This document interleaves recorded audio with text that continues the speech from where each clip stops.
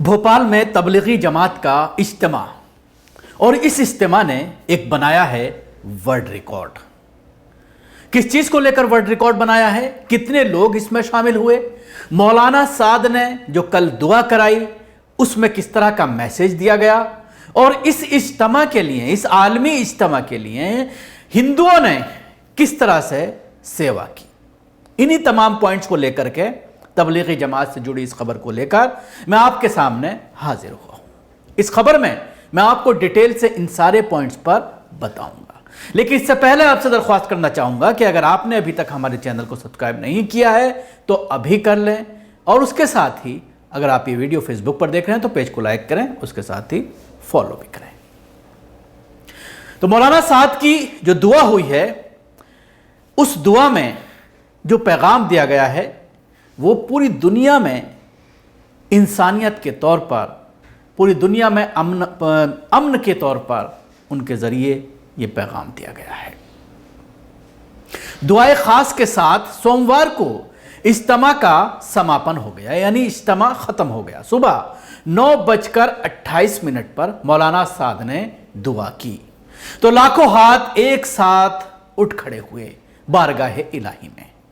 तकरीबन आधे घंटे तक ये दुआ चली। इस दौरान इतने बड़े मजमे में सिर्फ मौलाना साद और उनके पीछे आमीन की सदाएं गूंज रही थीं। दुआ से पहले सुबह 9:20 तक मौलाना साद ने तकरीर की।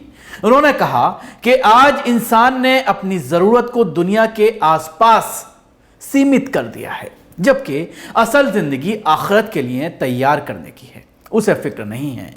जमातों में निकलकर तबलीग के जरिए लोगों को असल जिंदगी की मेहनत के लिए बताया जा रहा है। राजधानी भोपाल के ईट खेड़ा में चल रहे इज्तिमा में 5000 जमातों ने शिरकत की, जिनकी कुल संख्या तकरीबन 10 लाख से ज्यादा थी जो वहां पर लोग इकट्ठा हुए। इज्तिमा खत्म होने के बाद लाखों की भीड़ रेलवे स्टेशन और बस स्टैंड की ओर रवाना हुई। इसके चलते ट्रैफिक व्यवस्था बदलनी पड़ी। खासकर पुराने शहर के इलाकों में भारी वाहनों की एंट्री नहीं थी। 18 नवंबर से इज्तिमा शुरू हुआ था। पहले दिन 1000 जमातें आई, लेकिन 2 दिन में यह संख्या बढ़कर 5000 तक पहुंच गई। 300 एकड़ एरिया में बने पंडाल में जमात रुकी। ऐ अल्लाह, सारी दुनिया को इल्म के नूर से रोशन कर दे, सारी कायनात में अमन, सुकून, भाईचारे की हवाएं चला दे, इस शहर, सूबे, मुल्क को कामयाबी, तरक्की की बुलंदियां बख्श दे। इस तरह की दुआएं उनके ज़रिए की गई। दुनिया के हर इंसान को सच्चाई, ईमानदारी और हक पर चलने की आसानी फरमा दे। इज्तिमा में शिरकत करने वाले, इसके इंतज़ाम करने वाले, इसकी तैयारी में मदद करने वालों की तमाम जायज़ हाजतों को पूरा कर दे। सारे आलम में आ रही तबाहियों से तमाम लोगों की हिफाजत फरमा। ये 73वां तबलीगी इज्तिमा के आखिरी दिन सोमवार को होने वाली दुआए ख़ास में शामिल होने के लिए शहर की दौड़ ईट खेड़ी स्थित इज्तिमागाह की तरफ लग गई। बड़ी तादाद में लोग रविवार रात से ही पहुंच रहे थे, जबकि बाकी सुबह फजर की नमाज के बाद पहुंचे। 18 नवंबर से इज्तिमा शुरू हुआ था। पहले दिन 1000 जमातें आई थीं, 2 दिन में ये संख्या 5000 तक पहुंच गई।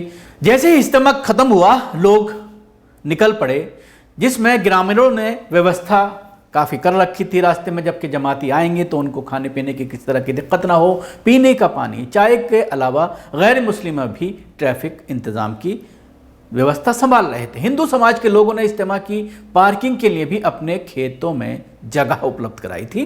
इसके अलावा इज्तिमागाह पर तैनात किए गए अस्थाई सीवेज ट्रीटमेंट प्लांट को तैयार करने के लिए बिछाई गई लाइन के लिए भी कई हिंदू समाज के लोगों ने अपने खेतों से पाइप लाइन गुजरने की जगह दी है। भोपाल के ईट खेड़ी में घासीपुर में इज्तिमा के लिए पिछले 2 महीने से मिनी शहर बसाया जा रहा था। 73वां इज्तिमा था। 300 एकड़ से ज्यादा एरिया में बड़े पंडाल बनाए गए हैं। देश के सबसे साफ शहरों में शामिल भोपाल 6वें पायदान पर है, इसलिए इज्तिमा में सफाई को लेकर सीख दी गई। पिछले 3 दिन तक लोगों को वेज खाना ही दिया गया था। 50 रुपये में वेज पुलाव, दाल, चावल, सब्जी, रोटी मिली और 20 रुपये में पाव भाजी, हलवे का नाश्ता दिया गया। 6 रुपये में पानी की 1 लीटर की बोतल और 5 रुपये में चाय मिली।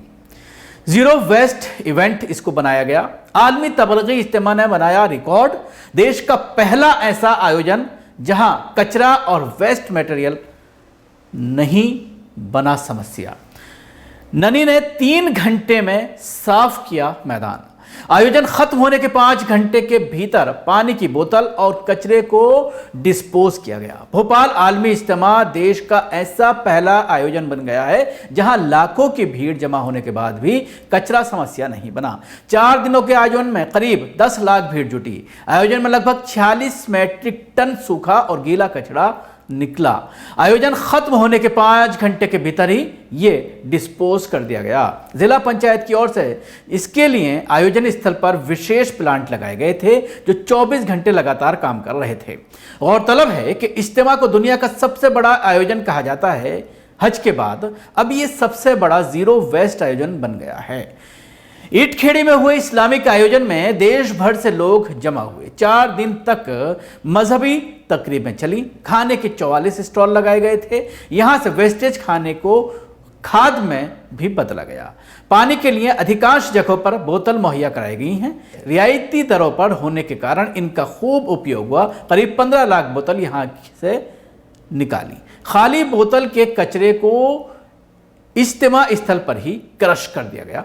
करीब 34 मैट्रिक टन गीला कचरा जमा हुआ। वहीं कॉटन, सूखी पन्नी सहित अन्य को मिलाकर 12 मैट्रिक टन सूखा कचरा निकला। वहीं नगर निगम ने स्थल को 8 सेक्टरों में बांटा, 700 कर्मचारी लगाए और 3 घंटे में पूरे स्थल की सफाई कर दी। नोडल अधिकारी राकेश शर्मा ने बताया है कि दोपहर 3 बजे से सफाई शुरू हुई और शाम 6 बजे तक पूरा कचरा साफ कर दिया गया। इस दौरान लगभग 80 टन कचरा इकट्ठा किया गया। इसे 30 डंपर में भरकर खंती भेजा गया है। पीएचई के सब इंजीनियर वसीउद्दीन ने बताया है कि सीवेज ट्रीटमेंट के लिए 5 किलोमीटर लंबी लाइन बिछाई गई। ऑक्सीटेशन पॉन्ड में इसे कलेक्ट कर ट्रीट किया गया। इसके लिए विशेष कल्चर का इस्तेमाल हुआ। पीएचई ने 52 ट्यूबवेल लगाए, 18 किलोमीटर पानी की लाइन बिछाई। ये तो तमाम तरह के इंतजाम किए गए थे और एक बड़ा वर्ल्ड रिकॉर्ड बनाया गया है कि 3 घंटे के अंदर ही कचरे को वहीं पर डिस्पोज कर दिया गया है।